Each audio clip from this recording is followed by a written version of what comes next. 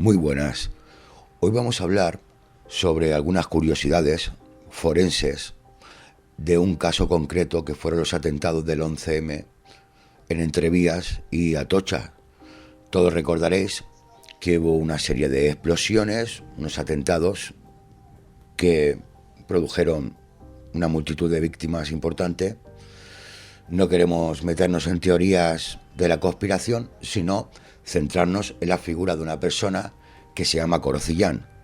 ¿Quién es Corocillán? Corocillán era la jueza encargada de llevar el sumario de las explosiones del fatídico día del 11M. Y digo era porque fue apartada de una forma un tanto curiosa, un tanto peculiar. Esta persona se encuentra recluida en un centro sanitario para personas disminuidas psíquicas, en un psiquiátrico, y desposeída de todo poder para decidir sobre sí misma, aislada, incomunicada, que es algo bastante curioso, ¿no? De cómo puede pasar una persona de ser jueza a ser mendiga a los 2 años, a acabar en un psiquiátrico.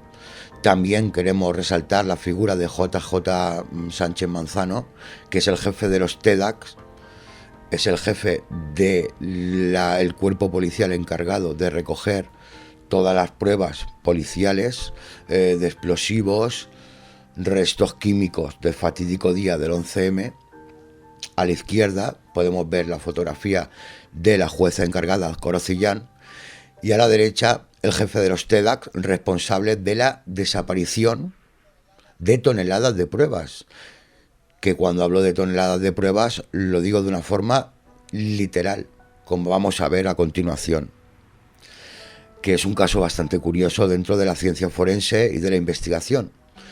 Otra cosa curiosa es cómo pudo acabar Corocillán en un psiquiátrico y si esto tuvo que ver algo con exigirle al ministro del Interior, al ministerio, a los forenses y a los jefes de los TEDx toda la verdad y que aparecieran todas esas toneladas de pruebas en un procedimiento que fue cuanto menos irregular o peculiar, ¿no? Si quieres.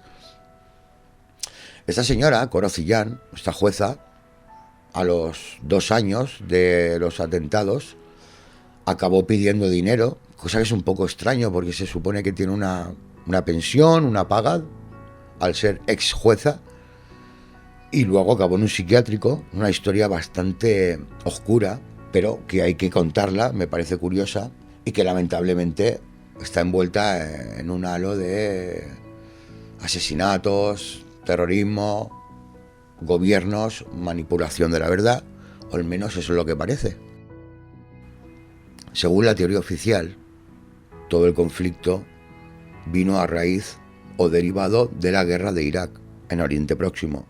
Todos recordaremos que en el trío de las Azores, y más concretamente la CIA, Estados Unidos, inventó pruebas falsas, que presentó para conseguir el permiso, justificar una guerra en Próximo Oriente. George Bush hijo sería el líder, el encargado de este triunvirato que se encargó de la seguridad del mundo. Mucha gente cree que el 11M cambió el rumbo político de un país. Para ser más concretos, las elecciones nacionales generales de España, donde todas las encuestas daban como ganador al PP y que finalmente fue el PSOE elegido a raíz de este suceso.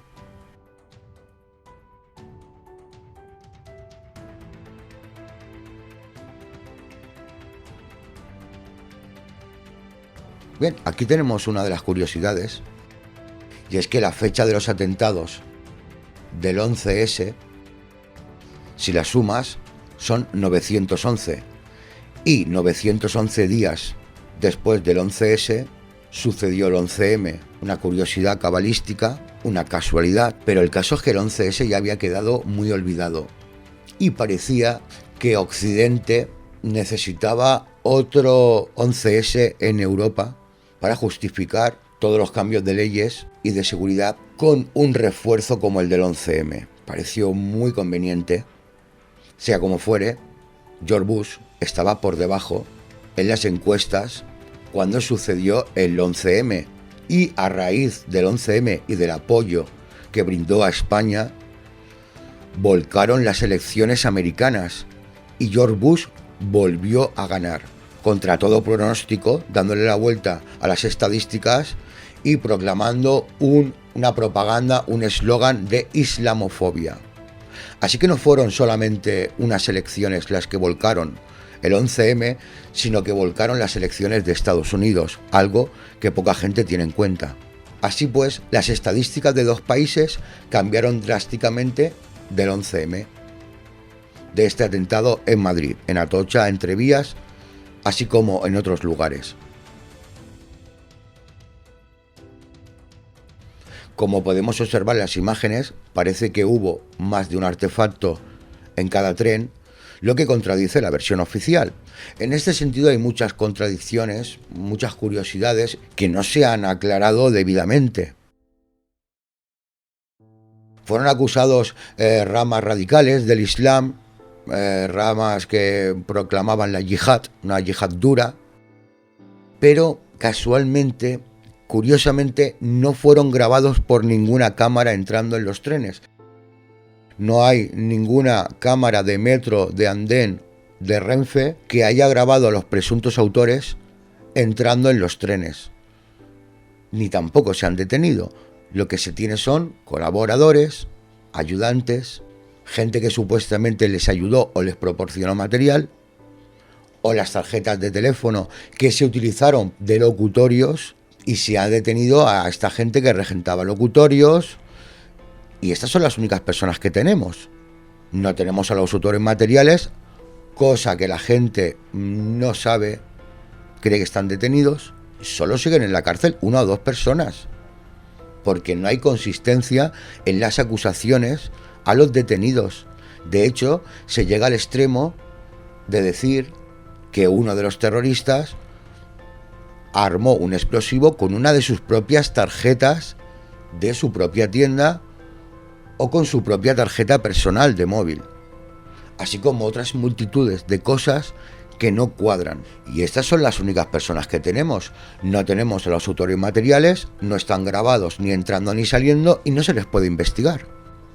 Justo el día antes del 11M se estaban realizando a escala masiva unas prácticas de Interpol, de CIA, en Madrid, haciendo una serie de estudios de cómo se comportarían atentados, cierto tipo de atentados, si se podrían mover en Madrid libremente con un tipo de valijas diplomáticas que podían transportar y que no podían ser evaluadas por nadie. Es curioso que la CIA y el FBI, la Interpol, estuviera haciendo estos simulacros justo en Madrid, simulacros de transporte de explosivos, y estuvieran transportando ciertas maletas, ciertos contenidos de valija diplomática que nadie pudo cerciorar ni saber exactamente de lo que se trataba.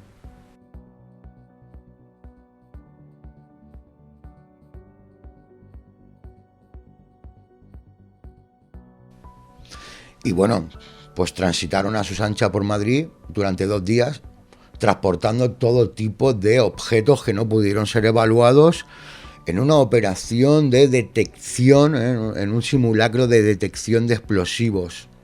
Una cosa bastante extraña. Bien, ¿dónde están los autores materiales de este atentado? Los supuestos autores materiales. ¿Dónde están actualmente? Estos autores materiales, supuestamente, se inmolaron en un piso de Leganés cuando los geos intentaban entrar al piso. Curiosamente, ninguno de ellos se inmoló durante los atentados cuando, como mandan los cánones de la yihad, los que si tú quieres ir al paraíso, según el Islam, según la yihad dura, si tú quieres ir al paraíso, debes inmolarte en el momento en que tú haces un atentado. Misteriosamente, estos supuestos islamistas radicales no se inmolan en los trenes, dejan unas mochilas y se van, pero luego, cuando van a ser atrapados en un piso de Leganés, se inmolan de una forma poco misteriosa, ¿no?, para que no quede ningún testigo. Así que han desaparecido los autores materiales, pero también han desaparecido los restos materiales. Los restos materiales que se deberían haber estudiado. Resulta, curiosamente también, que todos estos supuestos autores materiales de los atentados tenían antecedentes por conducir bebidos, tenían antecedentes por vender droga y por consumirla. Algo que es muy extraño en un radical islamista cuando su propia religión les prohíbe beber alcohol, les prohíbe tomar drogas o les prohíbe pelearse o acudir a discotecas, por no decir que es sumamente improbable. Eran sospechosos de frecuentar locales de alterne, posesión, consumo de drogas y conducir con tasas de alcohol ilegales, lo cual es muy raro o muy improbable para un islamista radical, dado que su religión les prohíbe todo ese tipo de actividades. Por no hablar del detalle de la furgoneta. Una furgoneta que aparece misteriosamente un mes después con el ADN de cada uno de los supuestos autores materiales, aparcado cerca de la estación de Atocha. Y esto la jueza no lo aceptó. Se dio cuenta que esto no eran pruebas reales, eran pruebas que parecían haberse fabricado, y Korozhyan, esta señora, esta jueza, no lo aceptó, no lo tragó. Aquí empezó el calvario de Korozhyan, que se dio cuenta de que estaban fabricando o lo que parecían pruebas falsas, cuando se sabe que los geos habían manipulado el cuerpo del geo que falleció, que fue sepultado, profanado, vuelto a sepultar, por lo cual no queda nada para estudiar los restos ni pruebas para saber si realmente pudo pasar lo que las televisiones nos contaron. Pudieron haber otras causas. Vamos a profundizar en un tema de carácter forense, como por ejemplo son la destrucción de las pruebas materiales, de los restos, dado que 48 horas después del atentado los vagones fueron destruidos, fueron desvalijados, desmantelados, cuando se sabe que las pruebas de un crimen, de un delito, las pruebas de un atentado, nunca se deben hacer desaparecer para su estudio. 48 horas después, a pesar de todo esto, los vagones de Renfe, los trenes en los que se sucedieron estos fatídicos atentados, son desguazados, desmantelados, y desaparecen 9 toneladas de pruebas. Algo que cualquier persona que sea aficionado a la ciencia forense entenderá que los restos materiales son esenciales para poder estudiarlos, analizarlos y llegar a una conclusión de lo que ocurrió y cómo ocurrió. Bien, en este caso no fue así, y parece que alguien tuvo pues mucha prisa en deshacerse de todos los restos. No sabemos por qué y no sabemos quién. Pero también sabemos que muchas personas que estuvieran involucradas en este asunto, personas que presuntamente autorizaron la destrucción de las pruebas, hoy en día están siendo recompensadas con altos cargos en petroleras, en Arabia Saudí, o en Dubái, o en otros países. Simples TEDx, simples policías, que han acabado en consejos de administración de grandes firmas o empresas petrolíferas. Algo que tampoco se entiende del todo.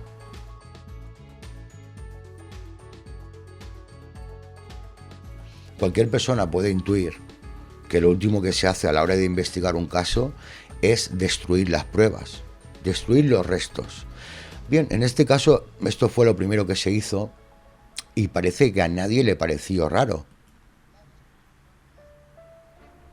excepto a la jueza Korozhyan. Y 8.000 kilos de pruebas, 8.500, casi 9 toneladas, fueran desguazados, ocultadas, manipuladas o escondidas por parte no solo de Renfe, sino de las autoridades pertinentes, de la Fiscalía, de los TEDx y del Ministro del Interior. O sea, esto no se puede hacer por una decisión propia de una sola persona. Aquí hay una jerarquía, Esto es una cadena de mando, una cadena de permisos y de mando que se va cumpliendo. Por otro lado, hay cosas muy sospechosas, como el hecho de que apareciera una mochila en la comisaría de Vallecas, una mochila que tenía un artefacto en su interior que no había detonado y el cual pudo ser investigado. Una mochila que no se había encontrado en los 4 registros anteriores, no se había fotografiado, no se había encontrado y no se había descrito. Una mochila con tornillería, una mochila con una bomba desactivada, un artefacto explosivo desactivado, con tornillería que no coincide con el resto de los supuestos explosivos. Como comprobaremos a continuación, la mochila que se encontró en la comisaría de Vallecas contenía una carga de tornillería a modo de metralla. No correspondería a el modelo que fue utilizado en el resto de los atentados.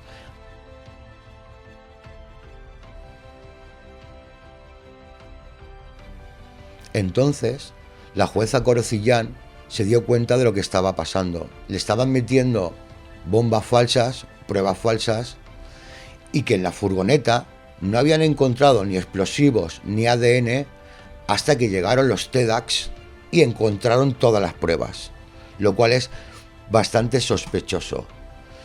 Todas estas irregularidades, todas estas anomalías giran en torno a una persona que se llama Sánchez Manzano, que es el jefe de los TEDx en el momento que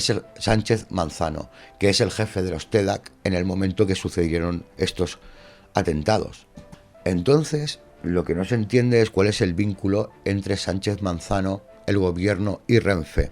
Parece que Sánchez Manzano actuó como intermediario entre la empresa y el gobierno, y todas las acciones que se llevaron, todas estas anomalías o curiosidades fueron consecuencia de una cadena de mando en la cual el jefe de los TEDx, Sánchez Manzano, estaba a cargo de la logística y de finalmente se cumplieran las órdenes.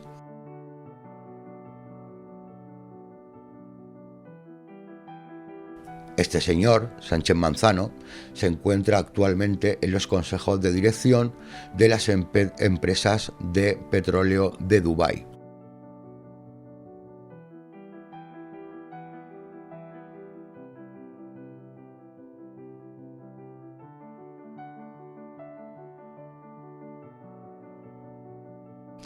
¿Cómo puede una jueza acabar en un psiquiátrico y un TEDx de la policía acabar en Arabia Saudí en la mesa de administración, en el consejo de administración de grandes empresas de petróleo? Bien, si alguien cree que estoy exagerando, le invito a que observe esta captura de pantalla que he preparado. Enloquecida por el comisario Villarejo. Y es que Corocillán fue la primera persona que habló y apuntó que había un comisario corrupto, un comisario que estaba al servicio de las cloacas del Estado y que se llamaba Villarejo, el comisario Villarejo. Poco después nos enteramos de que todo esto era verdad y aún a día de hoy siguen llegando noticias de los trapos sucios de dicho comisario. ¿Qué está pasando con todo este asunto? Es un caso bastante extraño y que levanta bastantes sospechas en torno a él. Cualquier persona que haya estudiado criminalística, ciencia forense o sea sirva a las fuerzas de seguridad o de investigación puede darse cuenta de que aquí hay ciertas acciones que no se ajustan a la metodología forense de investigación que se usa normalmente. Vamos a aportar algunos documentos gráficos pertinentes para todo lo que estamos diciendo. Y vamos a ver este vídeo antes de que lo quite YouTube o que lo elimine en las redes sociales. Y hubo una cadena de desprestigio contra la jueza Corocillán que empezó a raíz de darse cuenta de que algunas cosas pues no encajaban simplemente o no se estaban haciendo bien, contradiciendo la versión de la policía, la versión oficial.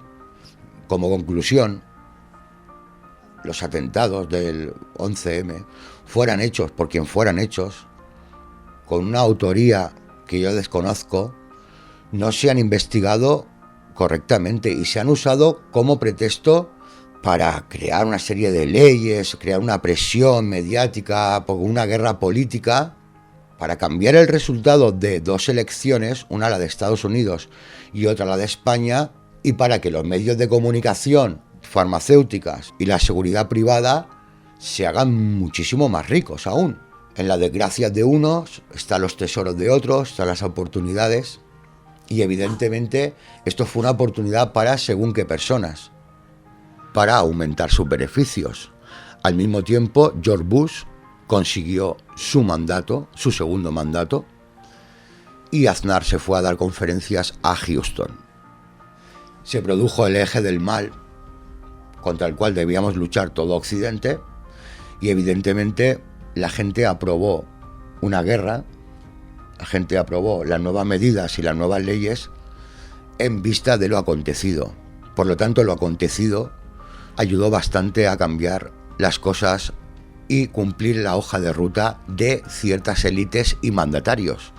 A continuación, vamos a aportar algunos documentos que realizan un cuaderno de bitácoras bastante elocuente, bastante gráfico, bastante didáctico, y vamos a entender lo que le pasó a la jueza Corocillán,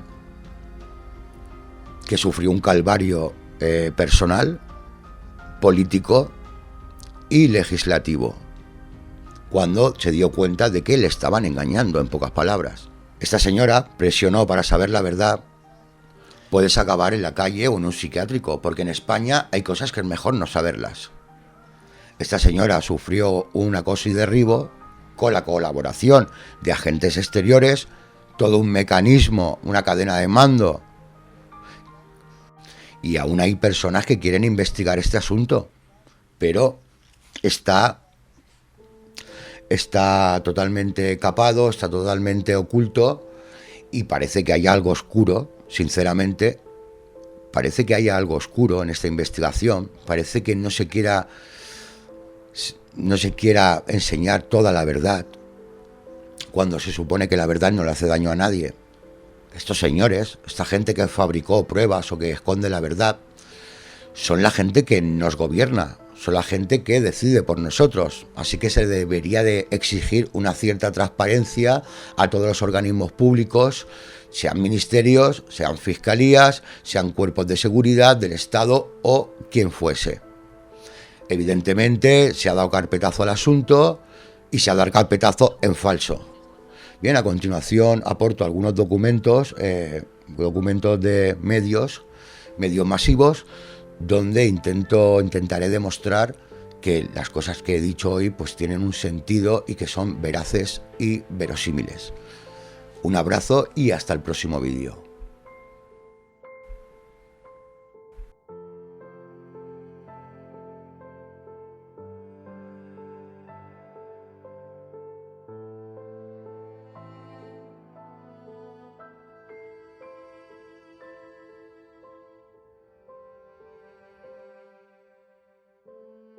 Que los trenes del 11M fueron desguazados apenas 24 horas después de la masacre es algo que ya sabíamos. Que se hizo en contra de la ley de enjuiciamiento criminal que exige la conservación de las pruebas, también.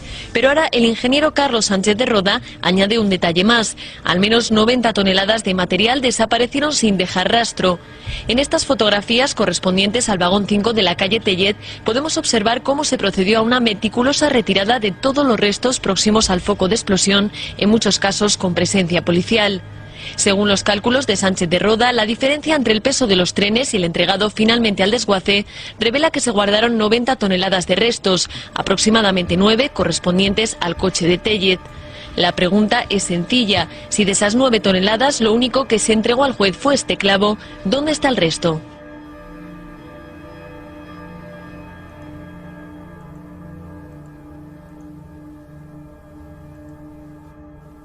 Ambos han confirmado que efectivamente la práctica habitual era entregar los vestigios que se recogen en un atentado, entregarlos siempre a la policía científica para que se haga cargo y los analice, ¿no? Que es lo que no ocurrió en el 11M, ¿no? Las dos declaraciones de este viernes han vuelto a rebatir la versión del que fuera jefe de los TEDx en el momento de la masacre. Los testigos de hoy fundamentalmente han servido para comparar lo que se hacía habitualmente con lo que hizo Sánchez Manzano en el 11M, que es muy diferente, ¿no?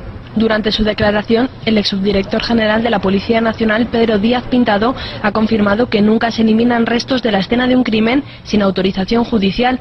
Dice Díaz Pintado que desde Renfe preguntaron qué hacían con los vagones siniestrados y que por ello se pidió autorización para desguazarlos al juez de la Audiencia Nacional, Juan del Olmo. Esa autorización nunca llegó, por lo que ni se ordenó la destrucción de los trenes ni tampoco se mandó conservarlos para investigaciones posteriores.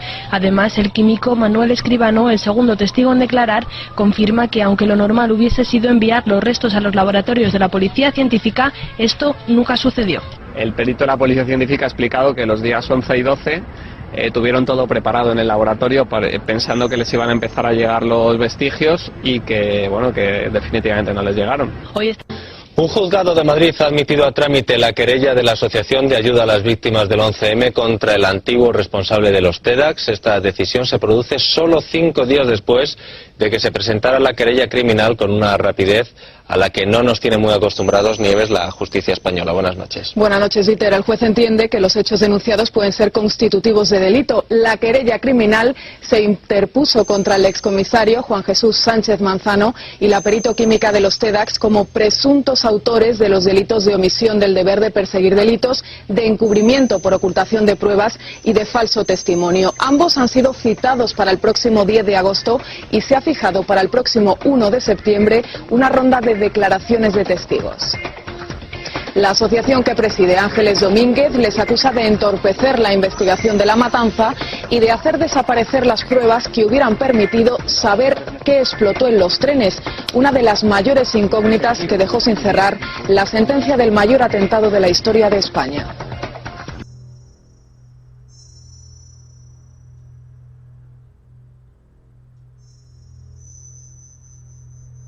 Cuando en el juicio del 11M el tribunal ordena que lo que no hizo la policía científica en marzo de 2004 lo tenga que hacer en febrero de 2007, llegan tan solo 23 muestras. 23 muestras, estamos hablando de 12 focos, 2 de ellos controlados, no llega ni a 2 muestras por foco de explosión. Hay un foco de Tellez del que llega un clavo. Fíjate, más que responsabilizar a alguien, nosotros lo que buscamos es esclarecer qué ocurrió con esos restos explosivos, es decir, ¿por qué no se enviaron a la policía científica? ¿Por qué no se cumplió el protocolo? Y sobre todo, ¿qué se estaba ocultando con eso? Evidentemente, estas cosas no se hacen por capricho, y menos en un hecho tan grave como es el 11M.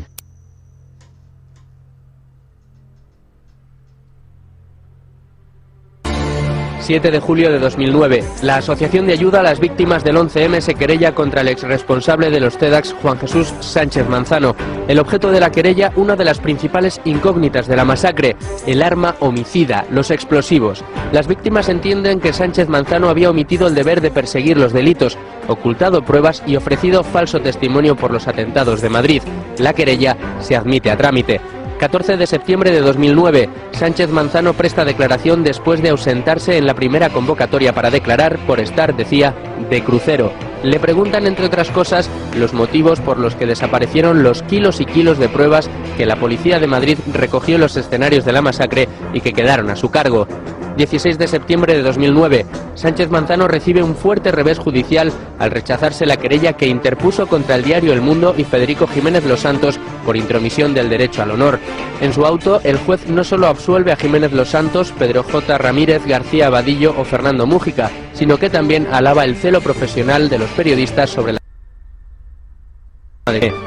9 de marzo de 2010, solicitan al Ministerio del Interior que facilite, entre otras cosas, los protocolos de los TEDx y la lista de agentes que custodiaron los kilos de pruebas que se recogieron en los escenarios de la masacre y que posteriormente desaparecieron, los hombres de Sánchez Manzano. Interior tarda un año en responder y trata sin éxito de que se le exima de entregar dichos documentos. Decía el departamento de Rubalcaba que era secreto, pese a que Manzano había facilitado ya los protocolos en su malograda querella contra El Mundo y Jiménez Los Santos. 2 de marzo de 2011, un año después de solicitar los documentos, Interior entrega únicamente el protocolo. el juzgado da un ultimátum a Interior para que en 10 días entregue los documentos que faltan, es decir, la lista de agentes y la llamada Circular 50 con el reglamento de actuación en caso de atentado terrorista. 4 de marzo de 2011, El Mundo hace público el ultimátum del juzgado del departamento de Rubalcaba. Interior emite un comunicado negándolo todo. Un día después, El Mundo pone negro sobre blanco las mentiras del departamento de Pérez Rubalcaba en el caso Sánchez Manzano y la ocultación de pruebas, publicando el documento del juzgado. 10 de marzo de 2011, Sánchez Manzano solicita que se le juzgue por colaboración con banda armada para que el caso pase a la Audiencia Nacional. 11 de marzo de 2011, comienzan a prestar declaración los TEDx que se llevaron los kilos de pruebas recogidas en los focos de los trenes y que finalmente desaparecieron. Hombre, la unidad TEDx es la unidad más protocolarizada del Cuerpo Nacional de Policía, ya que tiene una formación específica y expresa con respecto a la formación, evidentemente, en artefactos explosivos.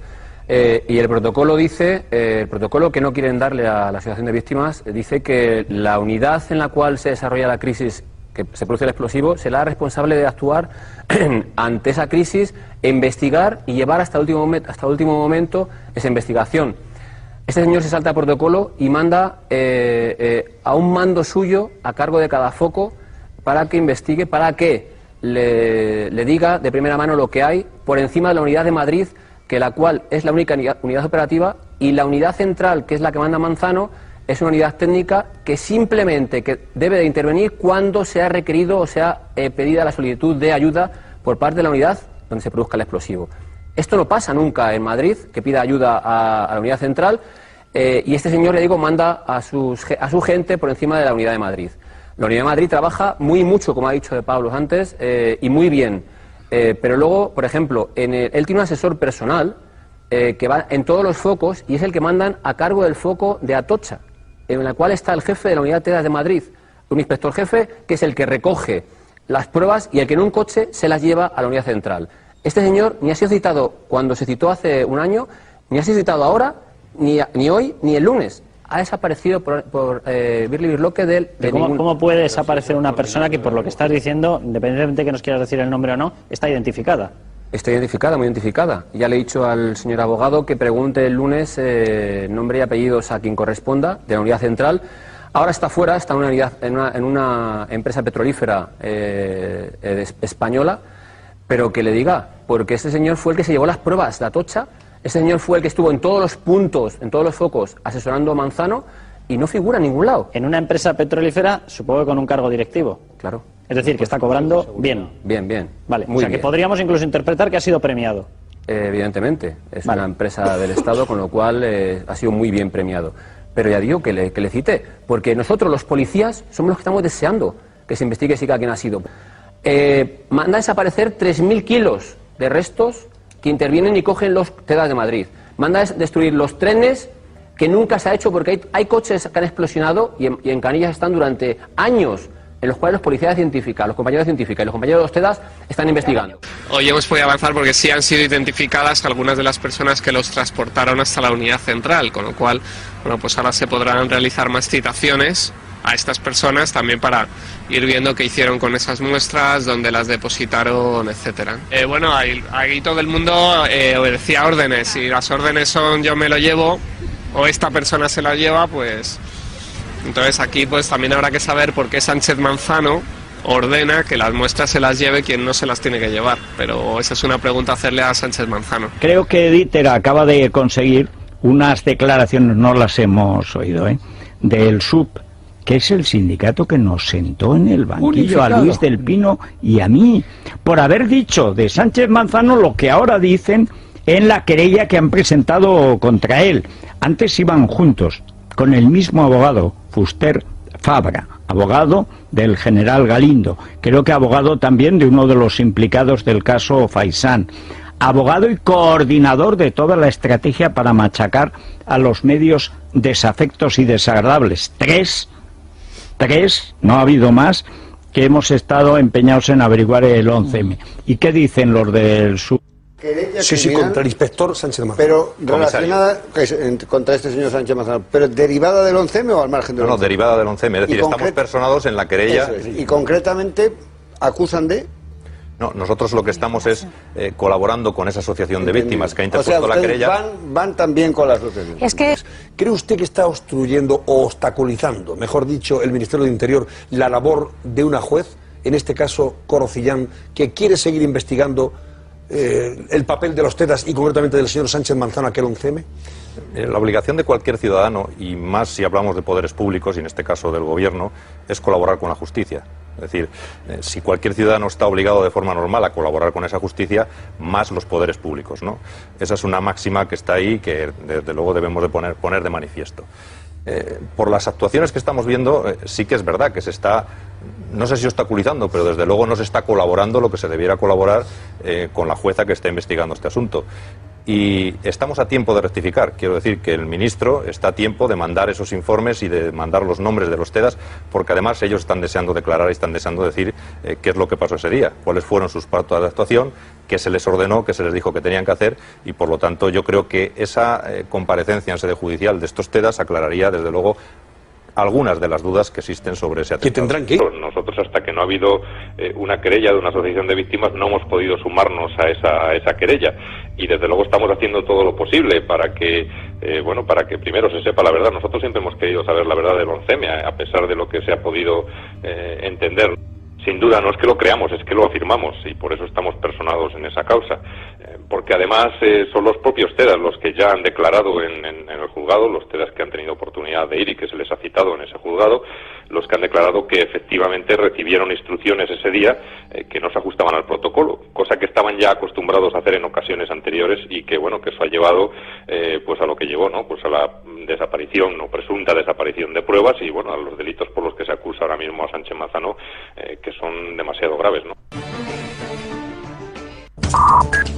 La Unión de Oficiales de la Guardia Civil se persona como acusación en el proceso abierto contra Sánchez Manzano. La juez que instruye la causa ha dado otro ultimátum a Interior para que identifique a otros 3 agentes que estuvieron en el equipo del que fuera jefe de los TEDx.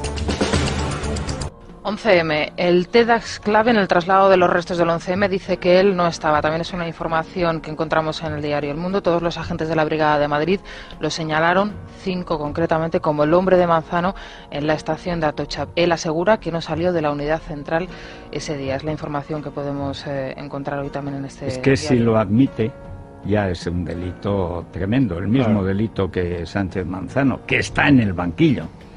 Ahora, ayer lo que cuentan los presentes, que estuvo a punto de venirse al suelo, pero físicamente, no, o sea, es que claro, cuando te repiten los testimonios de 5 y te dan hasta la marca de la furgoneta en que te lo llevabas, amigo mío. Ahora, de todas formas, habría que hacerse una pregunta, que es que son 7 años después del 11M. Todavía no sabemos ni si la persona que estaba al mando de Sánchez Manzano diciendo esto sí, esto no, si estaba o no estaba, 7 años después. Es más, ¿quién era la persona superior de Sánchez Manzano? Que eso es lo que debería averiguar Ángel Acebes, desde mi punto de vista. Hombre, él no es un técnico, no es Freddy el químico, que por otra parte no sé si es químico, pero en fin. Lo digo por darle la enhorabuena a Rubalcaba, porque cuando se habla de si han entorpecido o no han entorpecido el descubrimiento del mayor atentado de España, pues hombre, 7 años después, que no sepamos ni quién estaba allí, que no sepamos dónde está un tornillo, dónde está un raíl de una vía, dónde está un asiento. Pero desaparecieron toneladas de restos. Y se convirtieron en 23 bolsitas que a una pesaban unos gramos. De hecho, sin embargo, porque al final los muertos se vengan desde su tumba, con medio clavo oxidado y un poco de polvo rosa de extintor ahí patapaz, apareció el dinitrotolueno que está en el titadín y no en la goma 2X. Se vino abajo toda la versión oficial. Es igual, dice el fiscal Zaragoza, para eso lo pusieron, para eso quitaron a Fungairiño. Dice, da igual lo que estallara. Pero ¿cómo va a dar igual a la hora de mandar a la gente a la cárcel? Que lo que ¿Cuál no es el arma del crimen? El que da igual, la otra que vale ya. Exacto. Y la realidad es, explíquenme el móvil, porque hay un móvil en la destrucción de las pruebas no se volatilizan por sí solas. El móvil para la destrucción de las pruebas. Eso es claramente dificultar la acción de la justicia. No, y enmascarar el crimen. Claro, es que no puede ser que todo, estábamos hablando antes a micrófono cerrado, que todo se construya en base a la mentira. La Fiscalía ha pedido a la Audiencia de Madrid que no archive la querella contra el que fuera jefe de los TEDx durante el 11M, Juan Jesús Sánchez Manzano, por su actuación en la recogida de las muestras tras la masacre. En un extenso informe, el Ministerio Público cree que hubo pruebas de los atentados que desaparecieron de las instalaciones de los TEDx sin que nadie dé razón de su destino. Según publica El Mundo, la juez Coro Cillán ha vuelto a solicitar a la Audiencia Nacional que aclare quién ordenó desguazar los trenes tras los atentados del 11M. Cillán quiere saber si fue el juez instructor del caso, Juan del Olmo, el que dio la orden. La magistrada ya hizo este requerimiento al tribunal en junio y todavía no ha obtenido respuesta. El juez Gómez Bermúdez señaló en 2007 que la destrucción de los trenes comenzó el 13 de marzo, aunque se produjo en la noche del 11 de marzo. La juez Coro Cillán ha citado a declarar como testigo en la causa contra Juan Jesús Sánchez Manzano al jefe de la Policía Científica en el 11M. Carlos Corrales, que testificará el próximo lunes, ya declaró en el juicio de la masacre que los TEDx le remitían los restos de las explosiones sin especificar de dónde procedían, ni cómo habían sido recogidas, ni qué tipo de muestras eran. Las muestras de explosivos, ¿sabe usted dónde se llevaron una vez obtenidas? Yo supongo que las muestras de los restos de explosivos se llevan. Supone, pero ¿lo sabe? No, no lo sé. Otra pregunta. No lo sabe. ¿Sabe si se realiza en las primeras 24, 36, 72 horas algún informe que pase después a su comisaría, como Comisaría de Policía Científica, sobre los restos de explosivos o sobre las muestras de explosivos? Yo tengo conocimiento de que se envían muestras sin especificar de dónde son recogidas ni en qué consisten, y la primera noticia que tengo es alrededor de la medianoche del día 11, en el que el jefe del laboratorio de químico me informa de que TEDx le ha remitido 3 muestras de explosivo, que 2 son coincidentes y una de ellas no. Sí. En los días posteriores se reciben más muestras hasta que en algún momento digo que no estoy dispuesto a seguir recibiendo muestras donde no se me especifique dónde han sido recogidas, ni cómo han sido recogidas, ni qué tipo de muestra es. Digital.com les está contando hoy que la juez Coro Cillán ha citado a declarar a la forense del 11M. Lo hace dentro de la causa contra el que fuese jefe de los TEDx, Juan Jesús Sánchez Manzano. Carmen Baladía coordinó y supervisó las labores de identificación y las autopsias de las víctimas de esa masacre. La forense que coordinó las autopsias de los 191 muertos del atentado del 11 de marzo de 2004 ha asegurado que no encontró restos de metralla en los cuerpos. El testimonio de Carmen Baladía ante la juez Coro Cillán, que instruye la investigación contra el jefe de los TEDx, Juan Jesús Sánchez Manzano, desmonta en parte la sentencia del 11M, que sostenía la relación entre los explosivos de los trenes y los de la mochila de Vallecas y la furgoneta que fue encontrada en Alcalá de Henares. En los cuerpos de las víctimas del 11M había metralla terrorista, había clavos, había tornillos. Nada, nada en absoluto. De los 191 cuerpos, solamente creo que en uno se encontró un fragmento metálico que debía de ser lógicamente de los trenes, pero ni clavos, ni tuercas, ni tornillos. No había metralla entre nuestros 191 muertos. Cillán cita a directivos de Renfe para aclarar quién mandó destruir los trenes. Un directivo de Renfe declara que le dieron la orden a las 11 de la mañana del 11M de destruir los trenes. Renfe sí que conservó uno de los vagones donde no estalló una bomba el 11. Un directivo de Renfe declara que le dieron la orden a las 11 de la mañana del 11M de destruir los trenes. Lo declaró ayer ante la juez Coro Cillán, que instruye la causa por falsificación de pruebas contra el que fuera jefe de los TEDx durante la masacre, Juan Jesús Sánchez Manzano. Según su testimonio, fue el director general de Mantenimiento Integral de Renfe, Ángel Olaiz, quien el día de la masacre le llamó a las 11 de la mañana para pedirle que Enfesa, filial de Renfe, retirase el tren de Tellez. 3 horas más tarde, a las 2, este directivo comunicó a su superior que se podía llevar a cabo el trabajo. Entonces le comunicaron que lo prioritario era la celeridad, que había que despejar las vías y esperar la autorización del juez Juan del Olmo. A las 4 de la tarde volvieron a hablar y su superior le dijo que ya existía la autorización. El desguace y retirada comenzó a las 6 de la tarde del día siguiente. En primer lugar, los restos de los trenes en tiempo récord, y en segundo lugar no entiende el trabajo del juez del Olmo, al que llamará, dicen, a declarar. Alberto Lardíez, buenas tardes.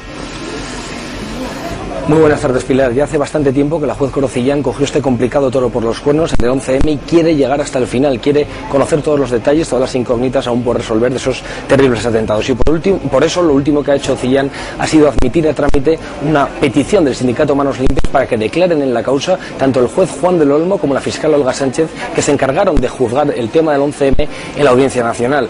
La jueza Corocillán molesta tanto que, tal y como vuelve a revelar en exclusiva la Gaceta, continúa existiendo una trama para conseguir apartar a la magistrada de la carrera judicial. Pero a pesar de lo ya demostrado, la jueza encargada de la instrucción del sumario del 11M y que aún mantiene vivo el caso, no desiste en su objetivo de resolver todas las incógnitas que quedan en el aire sobre el mayor atentado que ha sufrido España y Europa. Las revelaciones del diario del Grupo Intereconomía demuestran cómo dos letrados admiten en varias conversaciones de correo electrónico estar llevando a cabo un proceso de desestabilización hacia Cillán. Según fuentes judiciales, el asunto con el que aparece relacionada la conversación, el cierre de la discoteca MoMA, carece de importancia suficiente para justificar un proceso de expulsión de la carrera judicial. Es por esto que todo hace suponer que el acoso y derribo hacia Corocillán tenga más que ver con otras diligencias que lleva la magistrada, como la del 11M. En la conversación, uno de los letrados dice explícitamente: llámame para que te cuente cómo va el proceso de desestabilización de la juez. El contenido literal de estos emails está en la documentación que posee el Juzgado de Instrucción número 19 de Madrid. Corocillán, titular del Juzgado de Instrucción número 43 de Madrid, está investigando la presunta destrucción de pruebas inmediatamente después del atentado terrorista a cargo del jefe de los TEDx, Juan Jesús Sánchez Manzano. Recientemente ha admitido a trámite la querella de Saed Al-Jarrah contra Sánchez Manzano, así como el escrito de pruebas a cargo de Manos Limpias. Según informa la Gaceta, que cita fuentes judiciales, el Consejo General del Poder Judicial ha lanzado una investigación por sorpresa del juzgado de Corocillán con el objetivo de apartar a la juez del caso. La iniciativa parte de Eduardo Esteban, de la Fiscalía Provincial de Madrid. Fuentes judiciales apuntan que el motivo de la investigación, que no tiene carácter ordinario, es que la juez está investigando un asunto muy sensible. Corocillán sufrió hace 2 meses un incendio en su casa originado en los conductos de ventilación. Hay dudas de hasta qué punto sea un accidente, ya que la juez detectó antes un fallo en la cerradura de su vivienda.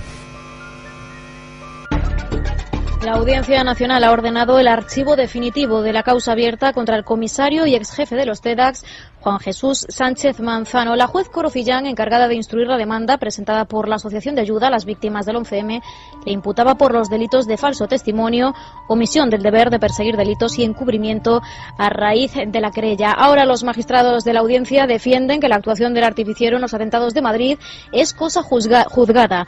Desde la Unión de Oficiales, su portavoz, Martín Vázquez, no descarta recurrir la decisión. Decía Platón que la obra maestra de la injusticia es parecer justo sin serlo. Por supuesto, no descartamos recurrir ante quien sea y además, pues desde aquí pues apoyamos a las víctimas, seguiremos apoyándolas y desde aquí vuelvo a repetir que nos parece todo esto una tremenda injusticia. Serán pruebas de que el procedimiento que se siguió aquel fatal 11 de marzo en relación a la cadena de custodia, a las pruebas, no fue el más acertado y además se incumplió con la circular 50 y con la normativa preceptiva que conocen todos los policías nacionales. La Unión de Oficiales de la Guardia Civil se ha mostrado dispuesta a llegar hasta el final para saber la verdad sobre el 11M y ha dicho en declaraciones a Es Radio que le constan presiones, sobre todo mediáticas, contra la juez Corocillán en la causa de Sánchez Manzano. El SUP emitía esta semana una nota acusando a Rubalcaba de estar detrás de un plan para apartar a Cillán del caso. Precisamente el juez del 11M, Gómez Bermúdez, fue ayer el único magistrado que no hizo referencia a las víctimas del terrorismo ante el Consejo General del Poder Judicial durante su valoración como candidato a presidir la Sala de lo Penal de la Audiencia. Los otros aspirantes, Grande Marlaska y Teresa Palacios, rechazaron su propuesta para remodelar la sala. 11M, hablando de asesinos y de crímenes sin resolver. Ahí también el gobierno y la Fiscalía empieza a cerdear de una manera terrible, pero terrible. Ayer la Unión de Oficiales de la Guardia Civil, que también se personó en la causa contra Sánchez Manzano, que es el primer personaje y la cabeza visible de esa red de agentes que destruyeron pruebas o se inventaron pruebas falsas, claro, si se las inventaron eran falsas, para el 11M, que cometieron perjurio hasta en 3 instancias diferentes, el Parlamento, el juez de instrucción y el juez propiamente hablando, Gómez Bermúdez. Pues ayer los oficiales de la Guardia Civil hicieron unas declaraciones inequívocas. Estos ya no son los del SUP, donde la sospecha es una obligación. Esta gente más formal. Pero dijeron lo mismo. La juez Corocillán está padeciendo toda clase de presiones. Nosotros nos queremos mantener al margen de posibles rencillas entre sindicatos. Si lo denunciado por el SUP es cierto, sería algo gravísimo, pero deberán de ser el SUP y el SPP quienes sean los que tomen parte en ese asunto. Nos constan presiones, sobre todo de índole mediático, a la magistrada titular del Juzgado de Instrucción número 43 de los de Madrid. Nos constan. ¿Tenéis la sensación desde el Sindicato Independiente de Policía de que sí que está habiendo esas presiones? Por supuesto. A mí como policía me indignó muchísimo el archivo de la causa cuando yo incluso adelanté y dije, y he dicho muchas veces en esta casa, de que veríamos que peligraba el juicio del 11M si se demostraba todo lo que estaba demostrando hasta ese momento. Partiendo de ese punto, de que la juez Corocillán, yo he hablado con las partes personales en la causa y estaba muy implicada en el caso y tenía muchas ganas y pedía muchas diligencias, pedías en mi caso por mi persona, no estando personado, pero aprovechando a las víctimas del 11M y la Unión de Ciudades Guardias Civiles, y ella estaba y quería tirar hasta el final. Y ahora de repente, ¿cómo se puede sentir esta buena mujer de que la desactiven y toda la fase de instrucción que ha hecho no vale nada? El secretario general del SDP, Carlos, que es su afiliado, el señor Sánchez Manzano, presumió a voz en grito de que el señor Rubalcaba le había llamado, él mismo presumía que había llamado para decir cómo podía desactivar, cómo podía recusar a la juez Corocillán. Ahora, que le expliquen judicialmente qué le dijo el señor Rubalcaba y qué es lo que dijo él, porque digo que el secretario general del SUC, como bien has comentado, se lo dijo en persona y presumió de ello. Por tanto, ya digo que mal por su parte y que ahora digo que judicialmente le podían preguntar cómo lo dijo. Un país democrático no puede, si es verdaderamente democrático, aceptar que sobre un asunto muy grave haya alguna parte de la verdad que no sea desvelada. Pues nosotros, cuando lleguemos al gobierno, facilitaremos a los tribunales todos aquellos documentos o pruebas que estén en manos del gobierno de España y que hayan faltado en procedimientos anteriores.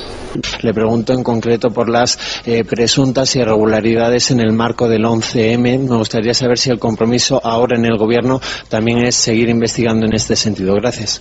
El gobierno debe colaborar con los procedimientos judiciales, especialmente algunos ministerios, y es nuestra voluntad colaborar con todos ellos. Hay alguno abierto sobre el tema que usted me planteaba, para que se conozca la verdad en todos los casos y se haga justicia, porque esa es la obligación de un gobierno, de cualquier ciudadano, pero de un gobierno más, colaborar con la administración de justicias. El Cuerpo Nacional de Policía, en cualquier caso judicial, pues lo que tiene siempre es la mejor predisposición para colaborar, para trabajar pues con la justicia, con la fiscalía, con los tribunales, para intentar el esclarecimiento de cualquier caso.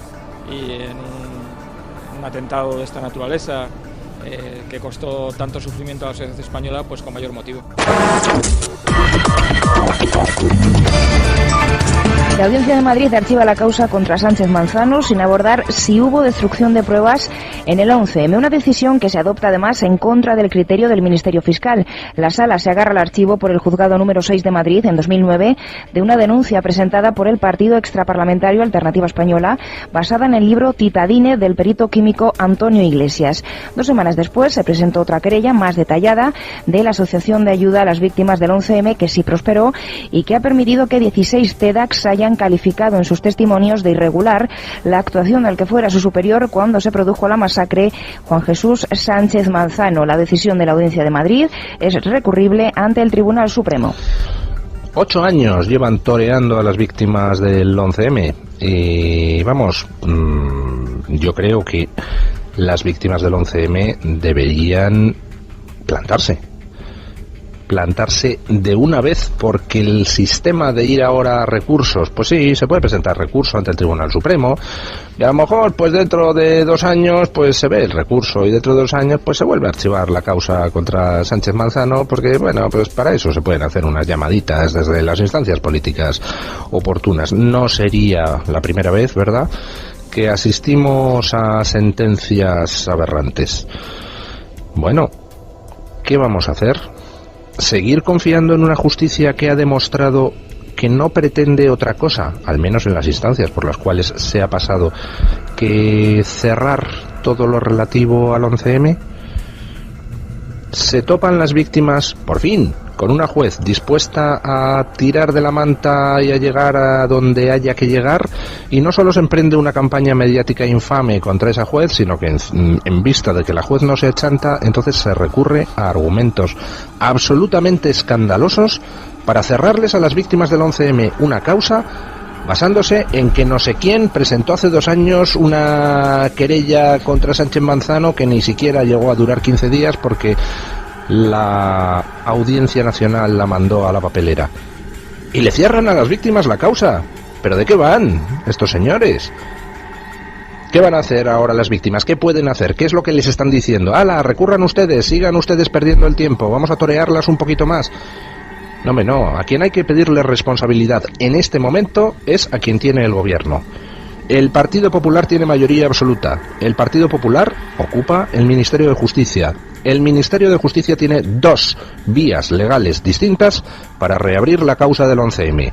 El propio ministro puede instar a la Fiscalía del Tribunal Supremo para hacerlo, o bien el fiscal general del Estado puede también instar la reapertura. Utilícense esas vías. Dejen de torear a las víctimas del 11M. ¿O es que hay algo que les impida a ustedes, señores del Partido Popular, investigar la masacre de Madrid? ¿Qué fue exactamente esa masacre? ¿Qué hay tan sucio detrás del 11M que ni PP ni PSOE quieren meter la nariz en el asunto? ¿Nos quieren contar a los españoles quién eligió a 200 personas al azar 3 días antes de unas elecciones y las asesinó? ¿ETA? ¿Al-Qaeda? No me hagan reír. Si fueran ETA o Al-Qaeda, entonces no estaríamos en la situación en la que estamos, donde todos miran a otro lado. ¿Qué hay tan sucio detrás del 11M para que se estén ustedes comportando de forma tan miserable con las víctimas del 11M? ¿Me lo quieren contar? En fin, incalificable decisión de la sección 17 de la Audiencia Provincial de Madrid, que sin entrar a valorar si se han destruido pruebas, si se han ocultado pruebas, si se han manipulado pruebas, si se ha mentido a los jueces, sin entrar a valorar nada de eso, ha dado carpetazo a la causa que las víctimas del 11M habían conseguido que se emprendiera para determinar si el señor Sánchez Manzano y su jefa de laboratorio cometieron en su día algún delito en lo que se refiere a la manipulación de pruebas del 11M y al falso testimonio. Tenemos que comenzar con la exclusiva hoy de Libertad Digital, probablemente la más importante en su década de existencia. Hallazgo, es decir, han encontrado Libertad Digital, concretamente Luis del Pino, luego en la tertulia nos dirá cómo ha sido el hallazgo, uno de los focos de las explosiones del 11M. Se habían desguazado todos los trenes, excepto un vagón. Y ese vagón, por alguna razón extraña, que no lo sabemos, se renovó. Es decir, sobre la base del vagón se hizo otro nuevo, no sé cuál es la forma que se tienen de reparar vagones que habrían que tirar. Pero el caso es que no se desguazó. Y la parte del vagón que tiene el boquete del explosivo, pues se conservó. La han conservado la empresa Tafesa y hoy hay 8 fotos con todo detalle de dónde ha estado, de cuánto tiempo ha estado, de cómo durante casi 8 años va a hacer el día 11 del mes que viene, 8 años de la masacre. Nadie ha contado que esto existía. El juez del Olmo lo ocultó en la instrucción. La fiscal Olga Sánchez, popularmente conocida como Valellá, pues tampoco ha dicho nada y ha sido ascendida. El que juzgó, el que hizo la sentencia del 11M, Gómez Bermúdez, no sabemos si lo sabía o no lo sabía. Desde luego los abogados de los inculpados nunca lo supieron. No lo sabía nadie. Hemos repetido muchas veces que cómo es posible que se haya perpetrado esa fechoría absolutamente ilegal de destruir los restos de un atentado, que entre otras cosas hubieran servido para identificar el arma del crimen, es decir, el explosivo. El origen es una noticia periodística en la que se pone de manifiesto que han aparecido unos restos ferroviarios, si me permite la expresión, en el almacén de una empresa en Villaverde, si no recuerdo mal, aquí en Madrid, y lógicamente ante esa noticia me pongo en contacto con el fiscal jefe de Madrid y le pido que abra unas diligencias de investigación sencillamente para determinar dos cosas. Uno, si el asunto está ya judicializado en algún proceso, bueno, pues para que se siga lógicamente en el proceso correspondiente. Si eso no fuera así, lógicamente que también que se determine la existencia de esos restos, que se identifiquen, que se adopten criterios respecto para su custodia de vida, y a continuación inmediatamente que se produzca, como es lógico, la judicialización de ese asunto para depurar si el hecho...